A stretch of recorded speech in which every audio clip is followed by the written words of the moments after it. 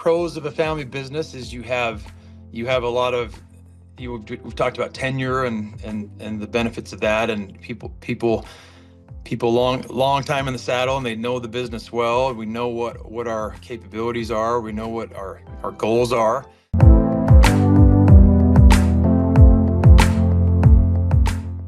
Excited today to have a second generation business owner and interview Robb Stevens, President and CEO of Med1 Group.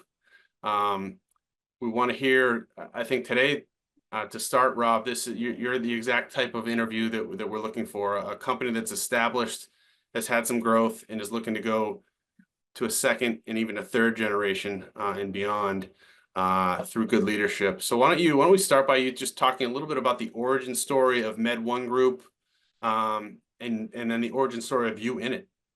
Okay, fantastic. So Med1 started in 1991. My father was the founder and majority owner of the company, and he still is actually to this day. And now he's the chairman of the board. But he and his partner Brent Allen were in the leasing business for their entire careers, and they got to a point where they'd done several different things and said, "Hey, we're tired of working for other people. Let's start our own company." And so in 1991, after the company they had been working for sold, they ventured out on their own and started their own Med1, their own gig, and with the goal of leasing and renting medical equipment to hospitals. And so we're 33 years into that, and I've been a part of it for 23 years. I never really saw myself being involved in the company in the early going because I just didn't think I had the right skill set or mindset. But post-college, the opportunity presented itself for me to join the company in a sales role, and that was 23 years ago, and I progressed through those years and got to the point where he felt like I was the right fit to take over as the CEO. So here I am today. Congratulations. And I saw your background, multiple different roles coming out of college, kind of worked your way up, gained credibility, gained skills, right? Gained competency. Tell us a little bit about the growth path. So there was 23 years ago when they started, right? Now, how many employees do you have now, and how many regions? We're at about 230 employees. I don't know, Wow. remember the exact number, but started with four, four Wow. partners, and just gradually grew from there. And the intent was always to be a leasing company, because that was where they cut their teeth. And over the years, it rolled into some rental opportunities, because what would happen is a lot of the lease equipment that would come back from hospitals at the end of the lease would have a lot of marketable value left, and so the opportunity emerged to then rent that equipment, and we've built that into a robust rental company of its own, and it's very complementary to the leasing side of the business. And on the rental side, we've expanded to now, I believe it's 15 locations across the country. We have some offices there's several offices in California. We've got an Arizona operation, Denver, Colorado, a couple in Florida, Georgia, and then North Carolina. And we're looking for other areas to expand into as well. Because I mean, the primary objective really is just to meet our customers where they are, and we have a lot of people that are calling us all the time for equipment because they like how we do it. And so when those opportunities present themselves, we want to move into the areas where we're getting a lot of demand. And so that's how we've grown. For those not familiar with this business, the leasing business, who's your client base? Like who are you building the relationships with, growing those relationships, and expanding with right now versus maybe when you started? Great question. So when we started, it was always geared around patient care equipment. So, life support, ventilators, infusion pumps, in some cases beds, patient monitors. So that was the beginning, and that's expanded over the years to a lot more infrastructure type things like pharmacy management equipment, and linen control, and certainly imaging. Wow. So really the business strategy that we've always had has been to go to those manufacturers that sell that equipment, and become a partner with them, because they're in the hospital system selling, and often they run up against the roadblock of hospitals that don't have money, or they're outside of their budget cycle, and so they look to us to give them a solution in the meantime, so they can still get that sell today without having to come back a year later or 6 months later when the hospital's ready to buy. They can do it today. I'm glad I asked that question. So, I think people would assume, all right, critical care, acute care hospitals, you're selling directly to them. Those are the relationships. But no, it's the OEMs, right? It may be, are they your largest client base or relationship base, or is it direct? What's the mix? That's a great question. The mix really, I mean, we start and end really with the OEMs, and always have, but over the years, as you can imagine, that's led to a lot of positive relationships with end users as well. And it's kind of become an organic opportunity for growth, because a lot of these hospitals will call us for second and third deals and say, hey, I need help with such and such. And that introduces us then to other manufacturers that we've never worked with before. And a lot of the growth that we've had with vendor partners has come in that exact manner. Big opportunity there. Yeah, it's a big Yeah. opportunity. What what's changed for you from when you started to where you are now? You mentioned listeners are going to want to know, listeners of this podcast, viewers are owners themselves, right? And a lot of them are going to be first time, or second generation owners that took over the reins from another owner, right? And have a little bit of that butterflies in their stomach, like, not sure how I'm going to handle this next phase of growth. I'm not sure I'm cut out for it, or what team I need around me. Um, so I guess what changed from when you were first starting out and going, I don't know if I'm going to be able to take over that company, versus, yeah, I think I can do it, and here's why: because I have, it's either a group of people, and it's your skill set has changed, or it's probably a little bit of both. I guess that's a long-winded question, but I think what the main crux of the question is, when did you know you were ready? To be the CEO, Yeah. but I even still feel ready, or I don't even know that I feel ready yet. I think Yeah. syndrome was real for anybody into a role like this, Yeah. especially. But I would say how we've done business is I've always been, 2 or 3 offices away, or a few steps away from dad and from his partner, and I've always reported to them from day one.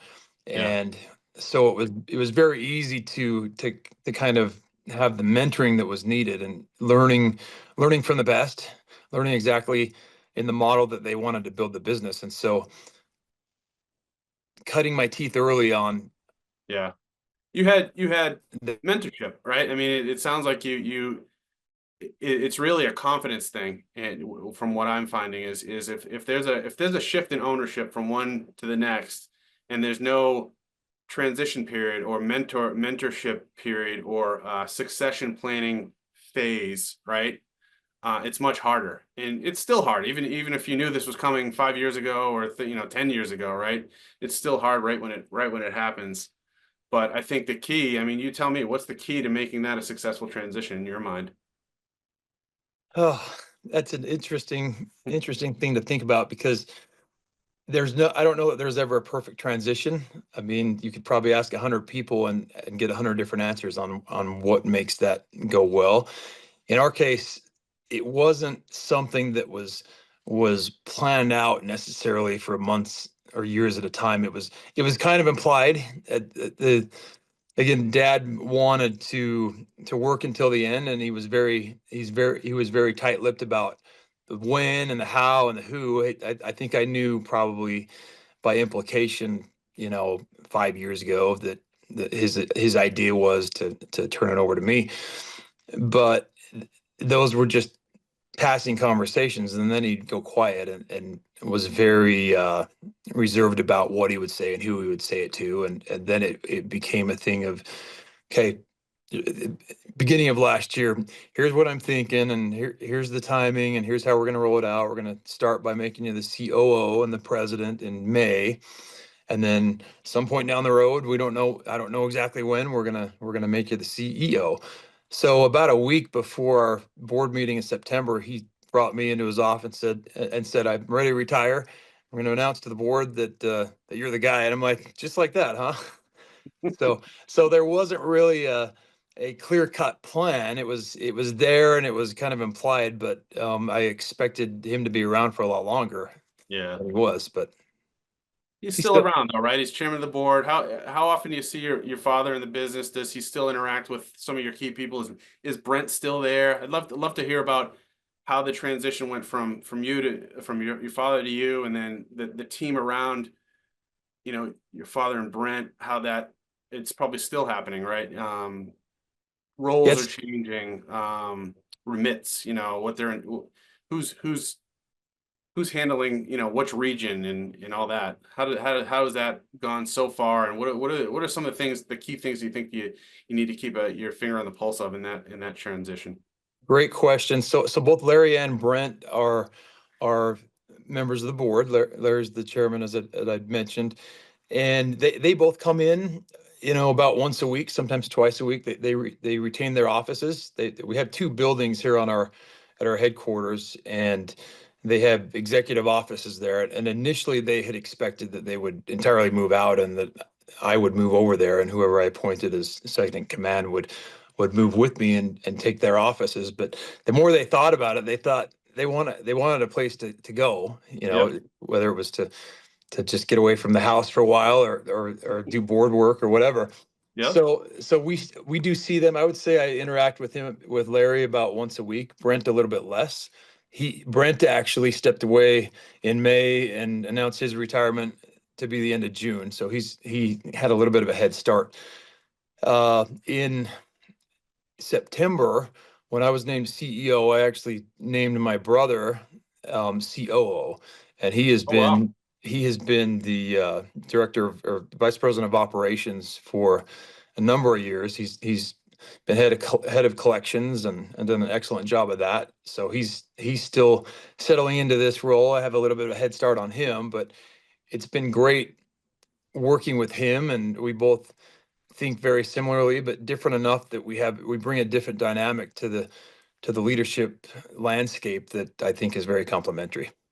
There are some differences between a CEO and a COO. I won't share what my vision or my thoughts are on those differences, but you touched on something very interesting now to me. Not only is this a second generation business of ownership, you've got other family members in the business that are competent and have built up their competency in the business. I'm wondering how that, man, how do those leadership meetings go, and what's the key to making that work when you're in that role and your brother's in the sort of the operational execution role, executing strategy, whereas you're at, correct me if I'm wrong, you're the vision of where you want to go. Operating officer is the execution of the strategy. I would imagine to start that was a little clunky, but it's getting, how are you able to gain alignment, I guess, from the team around, sort of those two positions? Oh, so I guess I would say it like this. So for the last 2+ years, I've been preparing for this in the following way. We have several committees that the board has created, and one of those committees has been the executive committee, and I've been leading that executive committee for the last couple of years. And so the group and our management team is a group of 8, including myself, and so they've gotten comfortable with the fact that I'm leading meetings and driving initiatives. And so me sitting at the head of the table in the boardroom is not a new thing. It wasn't ripping the band-aid off too badly, There but was a warm up. yeah, exactly. So and you mentioned, yeah, there's other family members. I have a brother-in-law that heads up marketing and technology. So he's been a key part of the Med1 success story as well. He's helped us to discover things that we needed to do technology wise and innovation wise. And he's got a good future thinking vision for what's going to help us succeed. And he's always been great that way. The other folks, we have a CFO that's been with us for now going on 18 years, and he's one of the smartest guys I know. I mean, there's not a penny that goes through our in and out of our doors that he doesn't know where it is. He's very smart and very capable. We've got fantastic people. That a person that heads up our human capital side of the business, Mhm. and and then we've got somebody that heads up the rental side of the business, and then I've got two guys that I've worked closely with from the time I started that are heading up business development and running the leasing side of the business. So it's a great team. They're very capable. We're all very tenured, Mhm. and really the one that is the newest on the team is our HR director, and he's been with us about 6 years. Wow, very tenured. That's fantastic. I guess where I'd go with this now is this is a true family business. This is really kind of the American dream, right? Of a small business. You have generations of family members in the business. You have in-laws, right, that are, sort of earn their keep. What are the pros? What are the pros and cons of owning a small business, second generation, multi-generation small business versus the cons? What do we have to watch out for if I'm going to do the same thing with my family, let's say, and just expand out and grow um, upon the business that I've built? Good question. And I should mention one more family connection that I wanted to make sure to highlight, and that is Carter Allen. That's Brent's son. He and I started essentially the same day, 23 years ago, and Wow. we've been kind of partners in crime because we were both doing a similar job. And he actually stepped into my role when I took the CEO role. So he's now leading the leasing team. And so getting back to your question of pros and cons, I think pros of a family business is you have a lot of we've talked about tenure and the benefits of that, and people long time in the saddle, and they know the business well. We know what our capabilities are. We know what our goals are. Mhm. I think from a con perspective, sometimes the opposite of that is true. We don't have a lot of attrition. So there's it sometimes becomes an echo chamber when we're meeting together because we're so familiar with each other, and we know what we want to do. We know how we want to do it.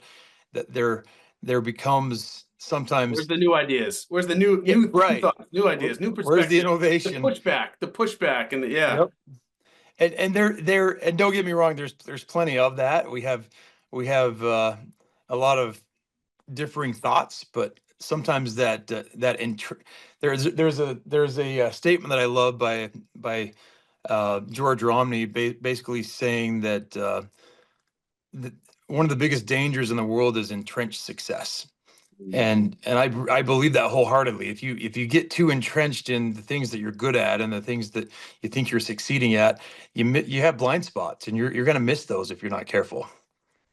Entrenched success. I love that. Is that George Romney? Is that Mitt's related to Mitt? Is that Mitt's Yeah, Mitt father? Romney's father. Interesting. Yeah. Oh, I'm talking to a guy from Utah. I should know.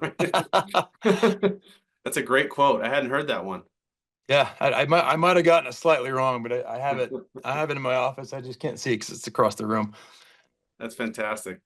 Wow. Yeah, I think the whole idea of getting outside perspective is fascinating to me. As you know, I work with small business owners that are either anticipating a transition or have just got into a transition, and they're trying to figure out, okay, we've always done it this way. We want to continue that culture, the continuity of culture, but we also want to evolve the culture. And how are we going to do that? How do we adapt to this new economy? How do we adapt to AI? How do we adapt to all these things that are happening when we've always done it this way? And in your case, you've always done it that way because it's always been family, kind of an echo chamber, right?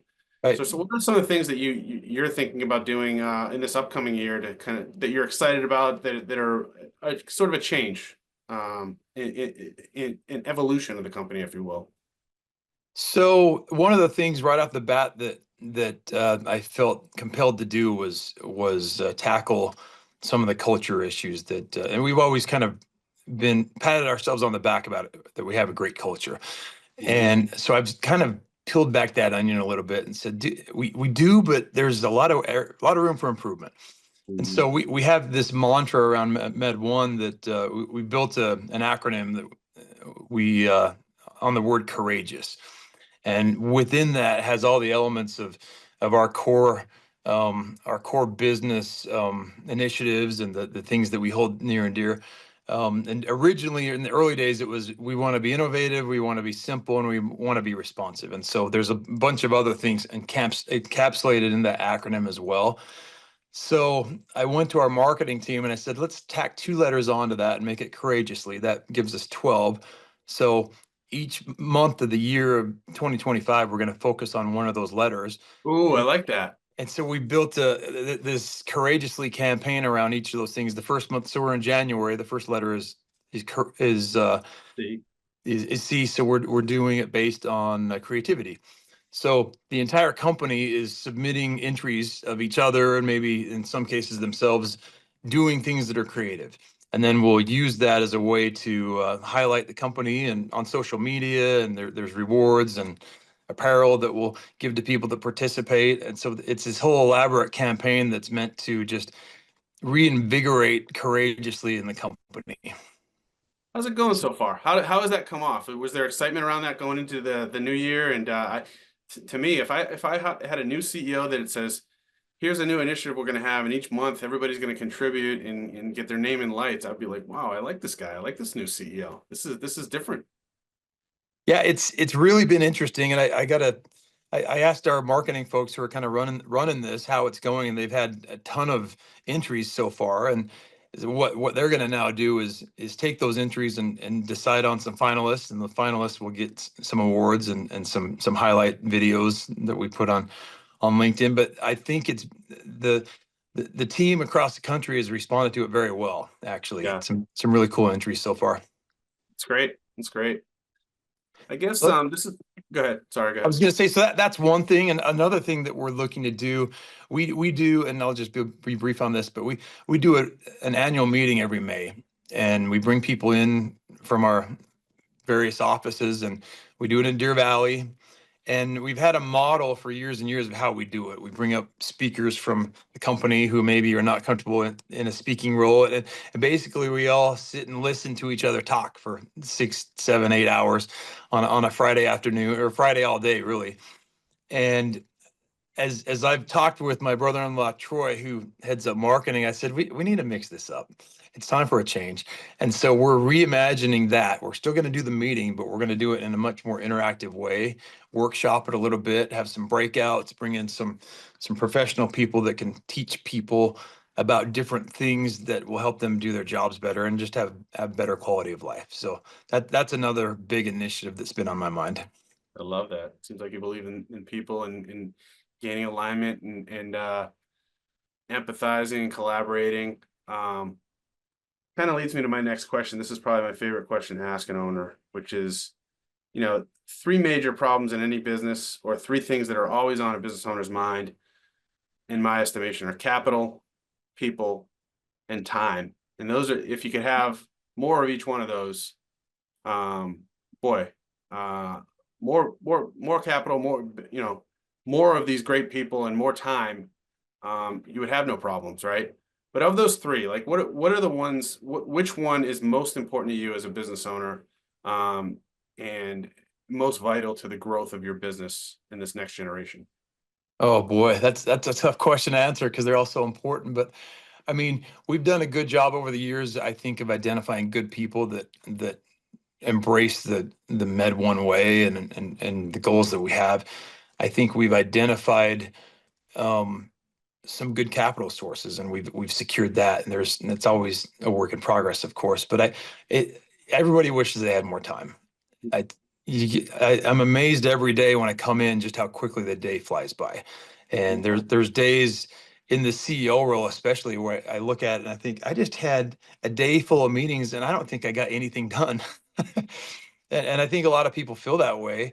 And a lot of people feel compelled to put in extra hours. We've never been a company that has said, hey, you've got to work 12-hour days. We strongly believe in family. And when you're working, you work and you put in your hours, but then go home and spend time with your family. But I wish there was what as an extra day in the week, or an extra 4 or 5 hours a day, because there's always this sense of going home and, oh, I left a few things undone, and that's an unsettling feeling at times. Mhm. I'm not surprised you mentioned you spent the most time talking about time, right? Because I think that's probably how most owners that are established businesses would would respond. You know, it's like if you had more time, or you could be more efficient and effective with the great people you have, or with yourself, that's the magic wand you would wave. I was going to ask you about some mitigation strategies, like what strategy have you used to just be more effective or more efficient with your people? Maybe that's in our next interview. I think we could do this again and kind of get into, hey, how's it going a year later, right? I would love to have that, or a follow-up question on courageously. You know, how did courageously go? What letter did you get the most out of last year, right? I'd love Could to be do that. that would be a good one, I think. Uh-huh. Really good one. So I think closing out is some of the questions I'd have around would be, you know, just the correlation of having an engaged and aligned team to the current success and the future success of the business. You know, talk about the importance of just engagement and alignment. When you walk into a meeting and everybody's kind of like finishing each other's sentences, that's when I know I have in my business meetings an engaged and aligned team. They might not be saying the same things or bringing the same things to the table, but when they can start finishing sentences, um, to me, that's the indicator. I don't know about you. Yeah, I think I've seen that as well, Kurt. There's plenty of situations where we go into meetings, and because we have this alignment, and we're so tenured at the top there, I see a lot of that, and it's interesting. But it doesn't mean we don't have differences of opinion. I mean, last week when we met to kick off 2025, there was plenty of differences of opinion. But what I've seen, the evolution I've seen over the last couple of years, has been a much better sense of wanting to collaborate and cooperate. And it's not always perfect, but there's there's been times in the past where there's been some contention in some of those meetings, and some hard feelings, and maybe some people get easily offended about this or that or the other. But I think in in more recent years, I think been a pretty good sense of people rallying around me, and a desire to help not just me succeed, but the company succeed, because everybody believes in it and they want this to be successful, and we want to keep this going as long as we possibly can. You know, it leads me into another question. Just around struggle, like can you tell us a time, or tell listeners a time where, you know, the team wasn't quite aligned, right? And there was a struggle, or there was a piece of business that went south, right? That just made you want to crawl under your desk because you just, as a group, you just didn't handle it the right way, and how like rallying around each other from that struggle kind of gave you momentum, or made you more connected. I've heard stories in other interviews of this. To a point where actually there's a company CEO that has his team go to Navy SEALs Hell Week training. It's not exactly Navy SEALs training, because that would be a little too much for business people to take, right? But they will do challenges where they have to rely on each other, and if they don't communicate the right way on a project, the leader has to watch his team struggle and suffer. Hmm. And they come back from that week of training and go, whoa. So now I see how my communication with my team or with my group, how important it is. Um, it's a long way of me asking, hey, have you had situations like that where it's you've failed, or because you didn't communicate, you've seen that lack of communication made your team struggle and it made you want to be better?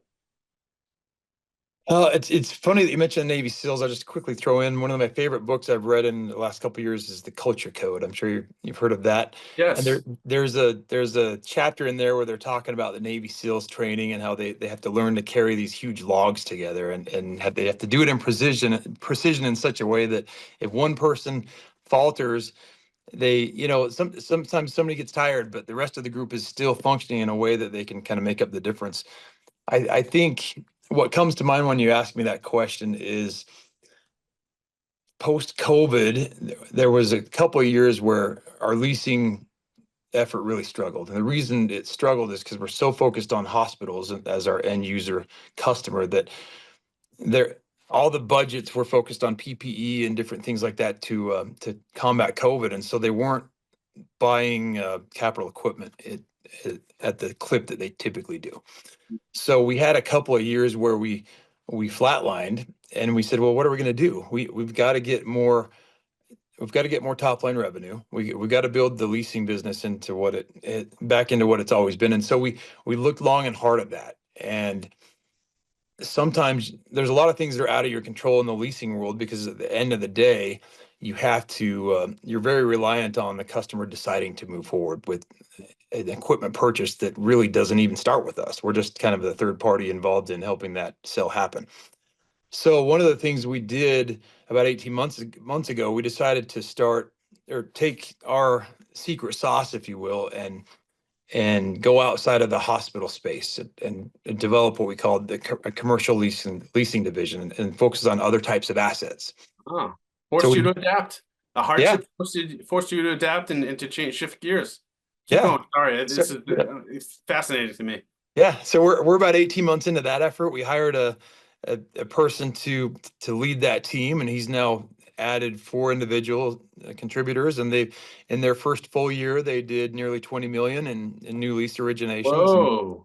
so they're off to a good start, and there's some kinks to work out, but that is now kind of a contributing arm of our company that we're pretty excited about, and we want to help make it successful and take the courageously principles and inject them into an entirely different line of leasing that we've never done before. There's a soundbite right there. I think the whole courageously idea of adapting to change, adapting to a hardship, that story encapsulates it right there. And I think it's a good place to end. Rob, this has been a great first interview. I think let's do this again, please, at the end of 2025, I think, or beginning of 2026. I think this would be a great thing to keep tabs on, and for the Owner's Journal audience to hear, hey, how'd that go? How'd that new program go? And what types of creativity did it spark your first year at the helm? So thank you very much. You're welcome. Yeah, I'd love to do that, Kurt. Let's definitely do that in a year.